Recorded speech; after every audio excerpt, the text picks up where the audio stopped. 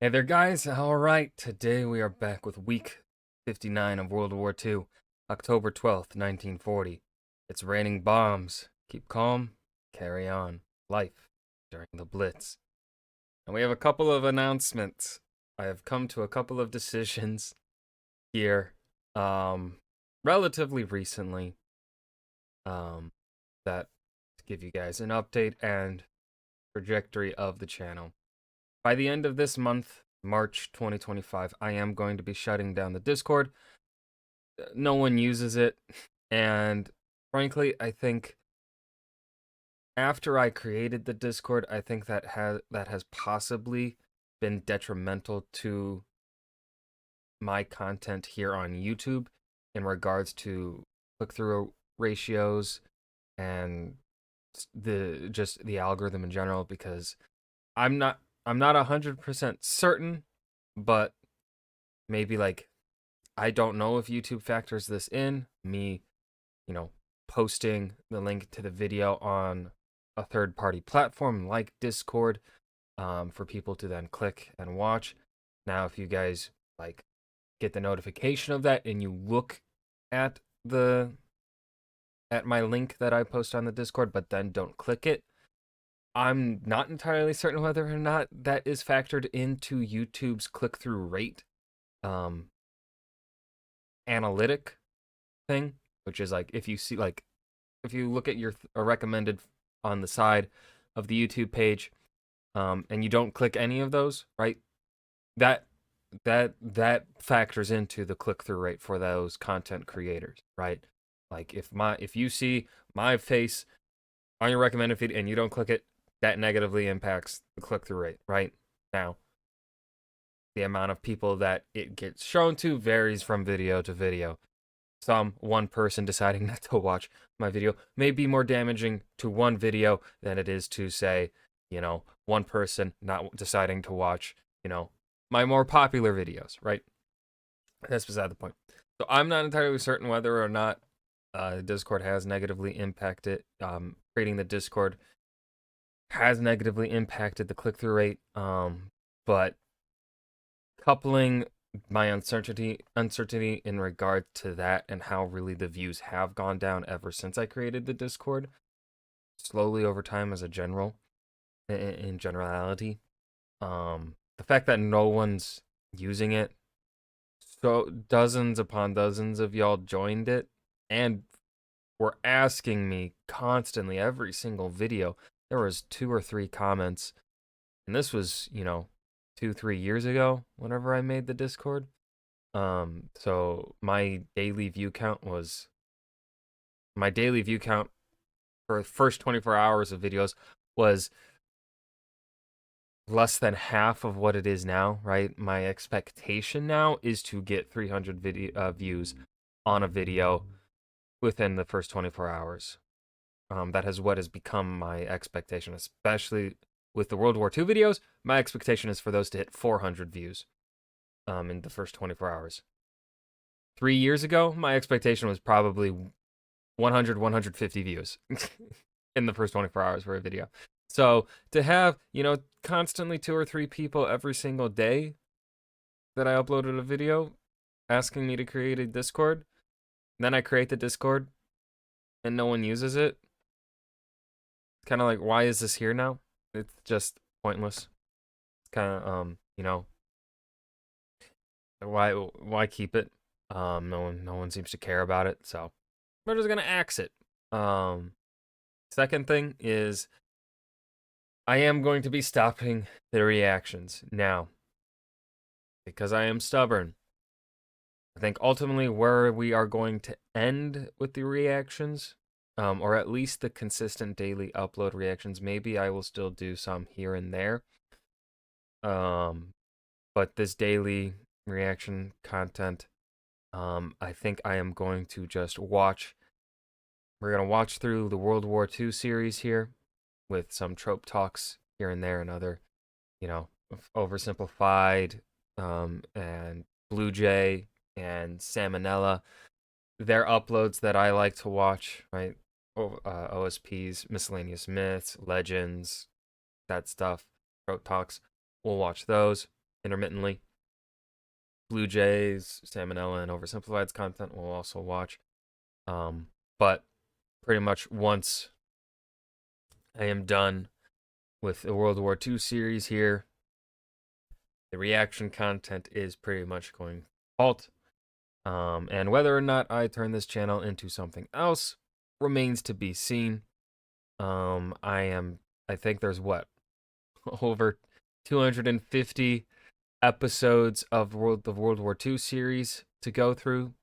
So we have at least 200 more episodes to go, which means 200 more days, which should about take us through 2025, depending on also the frequency of the other channels I talked about and their uploads, breaking up the World War II content. And of course, I will also watch things that I see pop up on my recommended feed that I am very interested in watching. I'll also do those, but pretty much think of this as my message of it is the beginning of the end. I'll say more as we near the end, but for now, that is where I'm going to leave it. A 6-minute yap here at the beginning of the video. Let's dive into another week of World War II. They're doing what? But, like, with each other? Huh? Dudes kissing? Well, what if the world finds out? Oh, dudes kissing. Yeah, I know. Okay. October 12th, 1940. They have a unified front to the rest of the world, publicly dismissing any talk of a civil war in the face of invasion. But this week, the Chinese nationalists and communists fight each other. Yes.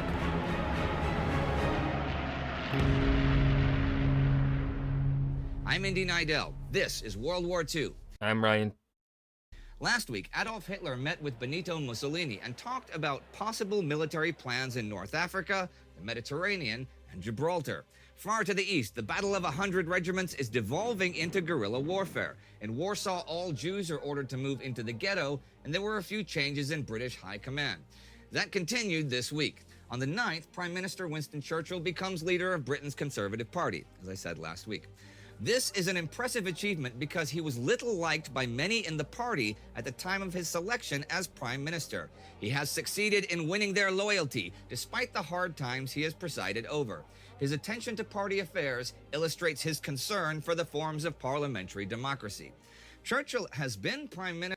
You know, that's one thing that I think should be noted about Churchill, at least in regards to what I understand. Okay, I could be wrong here. There could be information that I am not aware of. But, you know, that quote there about parliamentary concerns. This man is in a position to really be able to flex more authority. And I'm sure in certain regards he does flex the authority, perhaps you could argue, that is necessary for the time in which he is living and fighting in. However, the fact that he does not actively abuse it, maybe, or I don't know, does not actively take advantage of the situation in which to push towards being a more, like, the way things are going, the way I want things to be done, or how things are going to be done. Like, the fact that he is concerning himself with the parliament and the party affairs and stuff like that, it good. Illustrates his concern for the forms of parliamentary democracy. Churchill has been Prime Minister since before the ongoing Battle of Britain began, and there is a major development in that this week. On the 12th, as the week ends, any German invasion of Britain at all is officially postponed until at least the spring. The Germans could keep coming over all they liked, but they were not going to win. Neither Goering nor Hitler had any idea of the true strength of fighter command, but they now began to accept the great battle against Britain had failed. All that effort, all that cost, it had come to nothing. Air operations over Britain would continue, but Hitler was now ever more set upon his next course of action. If Britain could not be brought to heel now, then she would once the Soviet Union had been absorbed into the Third Reich. But continue those air operations do, by both sides. On the 7th, comes the heaviest British air raid on Berlin so far. 30 Wellington and 12 Whitley bombers dropped 50 tons of high explosive bombs. On the Boom. 11th, Liverpool is heavily bombed by the Luftwaffe. 4 ships are sunk in port. But what is guiding the German air operations now, if not the prospect of victory by invasion or by aerial supremacy? Well, many in the German High Command think that the continued bombing will have a big political impact, and that a brutal terror campaign against the major British cities and the food supply chain can actually win the Battle of Britain. This strategy comes from Italian General Giulio Douhet. He wrote The Command of the Air back in 1921, which has had a huge influence on air forces and aerial strategy ever since. One thing he wrote about was the effect bombing could have on morale. See, he identified 5 target types for bombing: government, industry, communications, transport, and the will of the people. So everything. I feel like that's not really missing anything. Like that's just everything. Very specific. And that last one is really important to him. Destroying civilians' homes will destroy their morale, and this in turn would lead to their resistance failing and the social fabric of the society beginning to unravel. Then when they ran out of basic consumer goods, they would rise up against their own government and have a revolution, and then make peace with the attacker. His theories, however, were never put to the test in the 20s and 30s. And it's turning out now that his estimates for how much bombing would destroy a city were extremely optimistic. He wrote in 1928 that 300 tons of bombs dropped over a capital city would end a war in a month.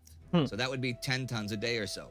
But we've seen many single days with dozens of tons of bombs dropped, 50 tons in one day this week, and that has not ended the war. Douhet, though, does have a fair amount of followers in German high command. Foreign Minister Joachim von Ribbentrop's Foreign Office thinks that a terror bombing campaign will drive the inhabitants of London's East End into the more posh West End, and its inhabitants will make peace because they'll be scared of a social revolution. Well, that is a bit fanciful. But how is it actually for the British people?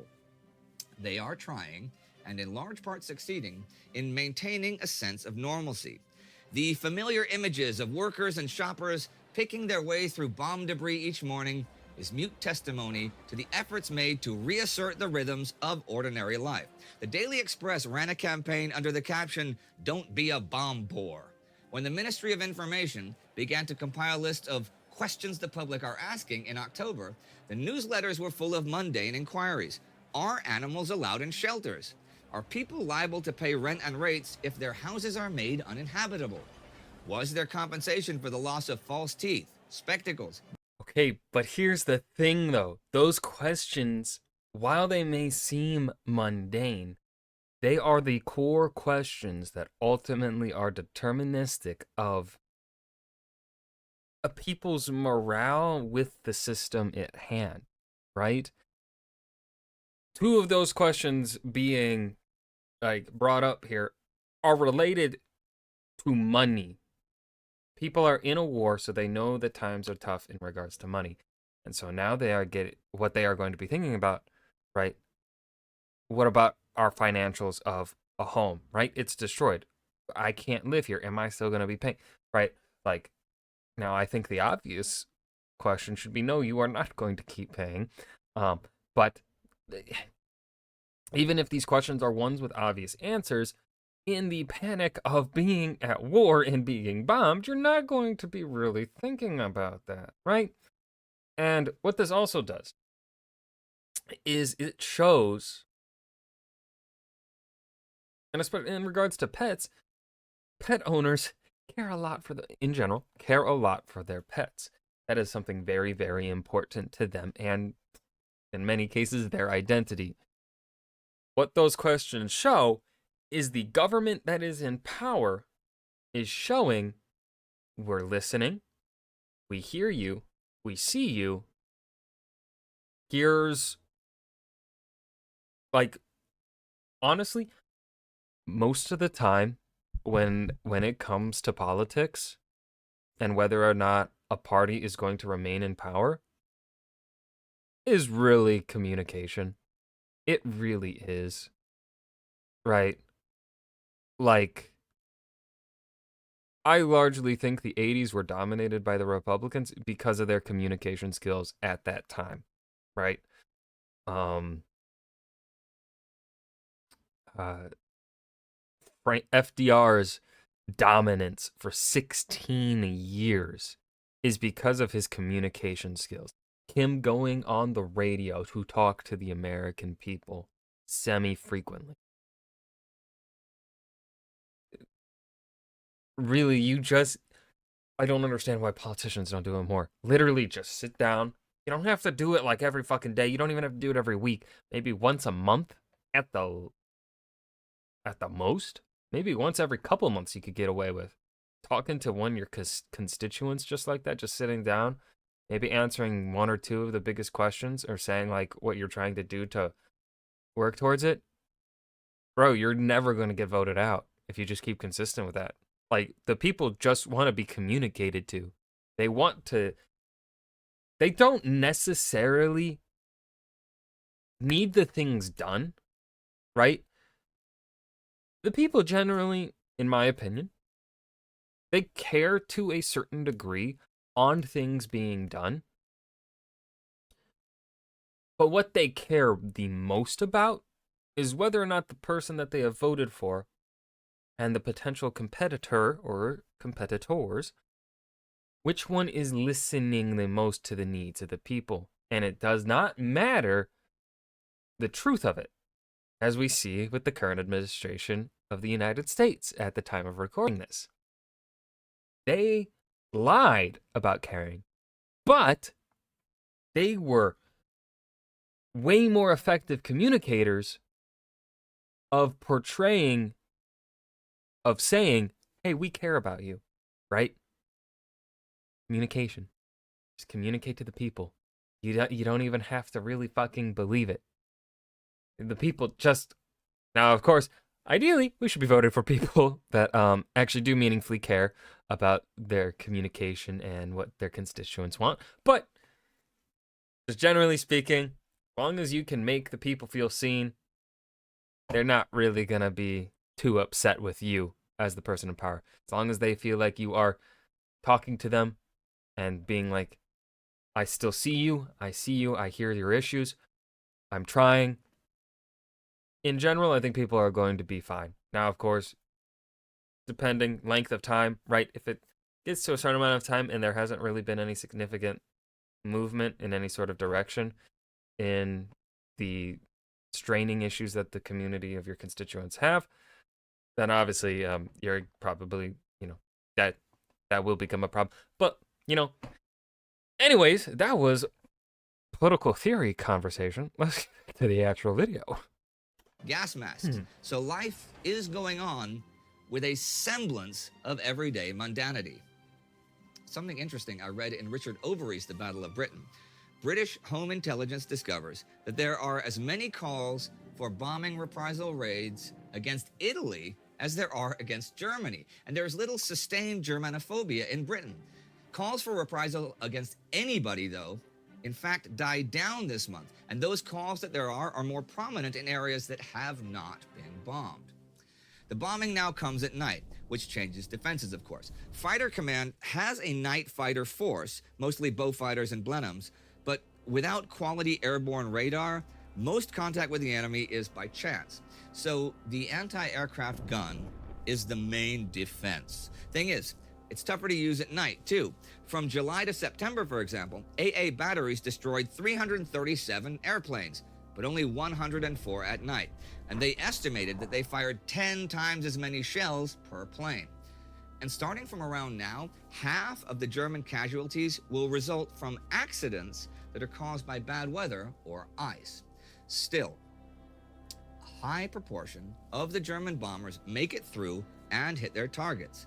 There still is, as Douay theorized, no really effective way of preventing bombing. Even inflicting heavy losses on the attacker does not prevent bombing. But, and here's the thing, bombers only carry tiny loads in comparison to the size of major cities. And there aren't really that many of them. and their targets are seriously scattered far and wide. Germany did not, except for a couple of weeks in August attacking airfields, attack any target system repeatedly. Ports, industrial targets, communications, it was all scattered. British intelligence did an analysis of this at the end of September and called the results remarkably small in proportion to the considerable effort expended. They came to the conclusion that since there was no overall bombing strategy, the Luftwaffe was bombing them primarily to hurt morale, and this they have failed to do. Like, I think, okay, maybe the theory there is that's a like, in regards to what needs to be targeted, I don't think you can really effectively target a people's morale until you target their way to fight back, right? The British morale is either going to rise or stay the same and not really falter much, because the British still have a means of fighting back. They still have an air force that is still there and present.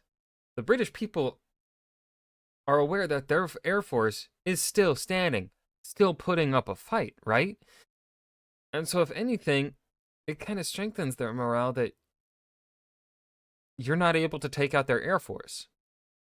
And so now you're resorting to bombing the defenseless because you can't take out the ones that can actually fight back. Now, of course, is that something people are consciously thinking about? No, but I think it is probably something in the subconscious that could be there for the average person living through this, right? You're aware that, like, had the Germans effectively nullified the British Air Force, and the British are not, like, let's say, able to really get planes up in the sky during German blitzes. And then they start, like, so they take out the British means of getting airplanes up in the sky. And then the Germans start bombing London. That, way more effective. Now, of course, to completely nullify, right, that's a task too big for what the Luftwaffe could effectively do. Which is why the invasion of Britain was never going to happen. There is another fight going on this week, though. The Luftwaffe was never in a position to be able to do what was needed to be done. One on the ground in the Far East. I briefly mentioned last week that the Chinese nationalist and communist armies started fighting each other, in spite of their declared united front against the invading Japanese. This is at Guangzhou in Jiangsu province. I'm going to backtrack a bit here. Back in July, communist leader Mao Zedong had wanted to put pressure on nationalist general Han De-chin in Jiangsu. So communist forces under Su Yu had gone on the march, crossing the Yangtze River and destroying a small nationalist force at Guangzhou. De-chin had retaliated in early September with an unsuccessful small attack, but had by last week gathered a larger force for a major attack: Li Xiaowei's 89th Corps and Wang Da's 6th Independent Brigade. Su Yu's communist force prepared to defend against them at Guangzhou, but on the 4th, they ambushed Wang Da's brigade as it advanced and routed it. Wang Da committed suicide. After this, on the 5th, they launched a 3-column attack on the 89th Corps, and by midnight, this too was turning into a rout. Li Xiaowei ordered a general retreat, during which he himself actually drowned in the Bachihe River, and at least 5,000 nationalist troops were killed. Oh, damn. Well, that's one version. Oh. Peter Chen says that the nationalists, some 30,000 strong, attacked the 4th, and though they did suffer some initial setbacks against a far smaller communist force, some 7,000 men, by the end of the day, they were on the verge of taking the town when Li Xiaowei stopped his advance. On the 5th, the communists counterattacked and did so brilliantly, capturing 30 senior officers, 600 junior officers, 180 machine guns, and 59 mortars. They took just 900 casualties and inflicted 11,000. Effectively destroying the nationalist 89th Army Corps. Chen says Li Xiaowei died in action. Within days, the communists consolidated, occupying Hai'an, Dongtai, and Jiangyan as the nationalists fled the area. In yet another version, a brief one, Hans van de Ven says Han De-chin stood firm at Guangzhou, though he did lose thousands of troops. One thing I'm confused. everyone agrees on, though: both sides suppressed and downplayed any reports of this battle, since they are supposed to be fighting side by side against the Japanese. So we've seen action in the skies this week and action on land, but there's also action at sea. On the 12th comes the Battle of Cape Passero in the Mediterranean. The British light cruiser Ajax takes on first 3 Italian torpedo boats and then 4 Italian destroyers. 2 of the torpedo boats are sunk and 1 gets away. When the destroyers then turn up, 2 of them take heavy damage, but the Ajax disengages after taking damage itself. 1 of the damaged destroyers is sunk a few hours later by the British cruiser HMS York. And here are some notes to end the week. On the 7th, German troops enter Romania. This is the military mission I mentioned last month that is ostensibly to reorganize the Romanian army, but is in reality there to protect the oil fields. That same day, Germany orders all Jews in occupied France to register with the authorities. And on the 11th, Lovely. Yay. Philippe Pétain, leader of Vichy France, broadcasts to the French that they should abandon their traditional ideas as to who are their friends and who are their enemies. And that is the week. The traditional sense of who the enemies are. France, everyone around you is a traditional enemy. You've always fought the Germans, you've always fought the British, you've always fought the Italians. Yeah, you've always fought the Italians. And you've always fought the Spanish. You have no friends. A naval In the traditional sense, France, you have no friends. Except for maybe the Belgians and the Dutch. That one's debatable. Maybe the Swiss? I don't know. battle in the Mediterranean, yet more aerial bombing of Britain and Germany, the Chinese nationalists fighting the Chinese communists in the field. That broadcast by Pétain is somehow apropos. Just 2 weeks ago, the Free French attacked the Vichy French at Dakar. And now look at China, also countrymen fighting countrymen. The Chinese have been fighting the Japanese on their own territory for over 3 years now, and they present a united front to the world, even as they fight each other. So who is the real enemy then? Other Chinese? The Japanese? I don't know, but it seems to me that in order to win a war, one thing you must first do is identify the actual enemy. If you'd like to know more, That applies in politics as well. But we won't get into that political theory. Because we're yapped a lot this episode. That was week 59 of World War II, October 12th, 1940. It's raining bombs. Keep calm and carry on. Life during the Blitz. I hope you guys enjoyed. Remember to hit that like button and subscribe for more. And I will see you guys in the next video. Peace.